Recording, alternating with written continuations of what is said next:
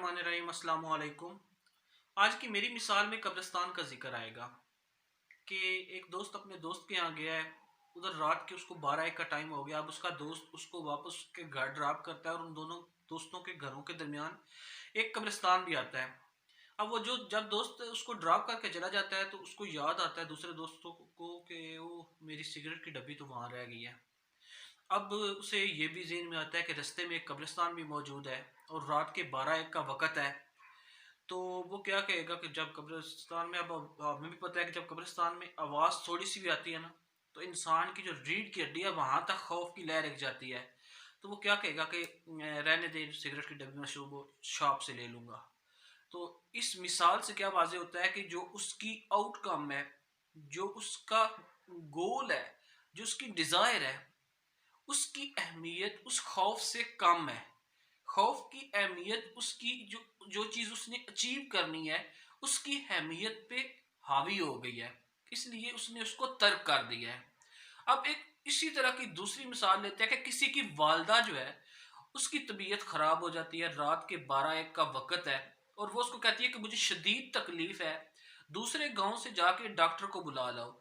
अब रास्ते में कितने ही कब्रिस्तान मौजूद होंगे, वो जाएगा और डॉक्टर को बुलाकर लाएगा।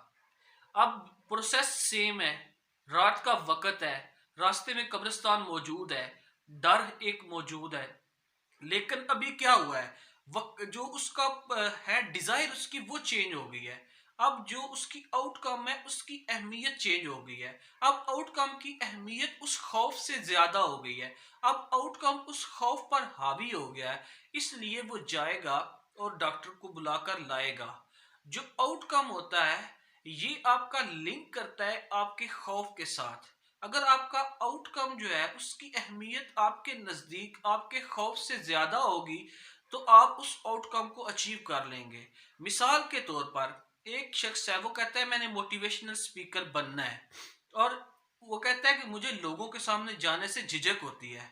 अब उसको डर का पता है कि मुझे ये डर है। वो कहता है कि मैंने मोटिवेशनल स्पीकर बनना ही बनना है, तो वो एक दिन मोटिवेशनल स्पीकर बन जाएगा, क्योंकि उसकी जो डिजायर है उसकी अहमियत उस खौफ से ज्यादा है। लेकिन एक दूसरा बंदा कहता है कि मैंने मोटिवेशनल स्पीकर बनना है, अगर बन गया तो भी ठीक, ना बना तो भी ठीक, तो वो कभी भी मोटिवेशनल स्पीकर नहीं बन सकेगा, क्योंकि उसकी जो खौफ की अहमियत है वो उसकी जो चीज उसने अचीव करनी है उसकी अहमियत से ज्यादा है। जो डर होता है ये एक इमोशनल चीज है, और अगर आपका डर आप पर हावी हो जाएगा, ये इमोशनल चीज आप पर हावी हो जाएगी, तो आप कभी भी फलाह नहीं पा सकेंगे। अगर इंसान अपने इमोशन को काबू ना करे तो वो इमोशन उस इंसान को काबू पर कर लेते हैं। इसलिए अपने डर पर काबू पाना सीखें अगर आप कामयाबी चाहते हैं। ओके।